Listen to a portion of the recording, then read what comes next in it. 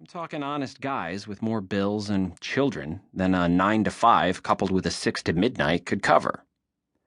The criminals were the guys they talked to. Guys like I used to be before I trusted the wrong person, before a job that should have set us up for 6 months instead sent me up for 5 years. Tending is no way to get rich, especially at a dump like Liar's, but my life is pretty simple. I have a studio in Little Puerto Rico and a phone number I make damn sure stays listed. At work, I keep a Louisville Slugger behind the bar, but rarely pull it out. I know these men, even the ones I've never met. After a year or two, I struck up a few friendships, guys that hang around after I flip off the neons. We talk and drink and smoke the place blue, and if Lester White is feeling magnanimous, do a couple of bumps. It isn't quite a family, but it's what I have. And it's okay. Sometimes I even get to feeling good.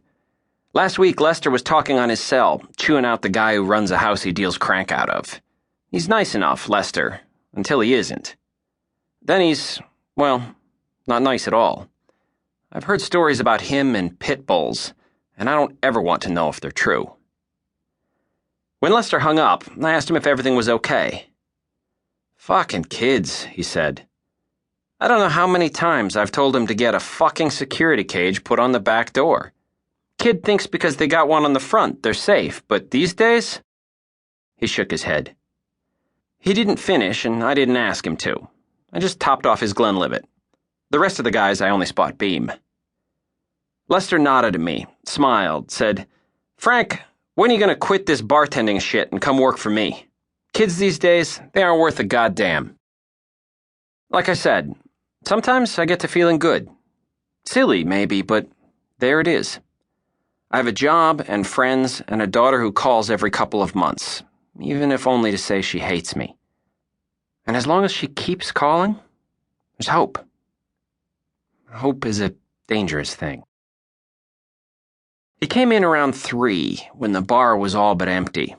A thin kid in his 20s, sporting that cocaine skis. Long, limp hair, a complicated goatee, a mean twitchiness to the eyes. A pack of parliaments in his left pocket, a plastic-gripped pistol barely hidden by a half-buttoned work shirt. I know his type. I've been his type. The locket dangles from his closed fist, rocking like a hypnotist's crystal. You know this, old man? Do I know it? Till the day I die.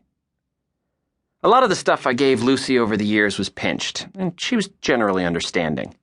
From the beginning, my wife knew how I made our money. But I spotted the locket in a display window one day I happened to be flush. When she saw that it came in a box, with a ribbon and everything, she hit me with that smile of hers, the one that lit me up inside. "I know just what to put in it," she'd said, and I'd asked, "What?" as I hung it on her. "Us," she'd said, and shivered when I kissed the back of her neck. That was a long time ago. I haven't seen the locket since the last time she visited me at Dixon. That's my wife's. Not anymore. His lips curl into a shape nothing like a smile. You know who was wearing it last? And all of a sudden, I know where this is going. Yes. Say it. I forced the syllables. Jessica. Who? My daughter. So then, Frank, he curls his lips again.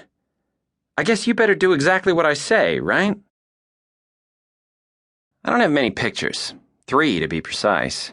We used to have tons, albums full. I once joked Lucy that she must have been born with a Nikon attached to her head, all the pictures she took. And once Jessica came along, forget it.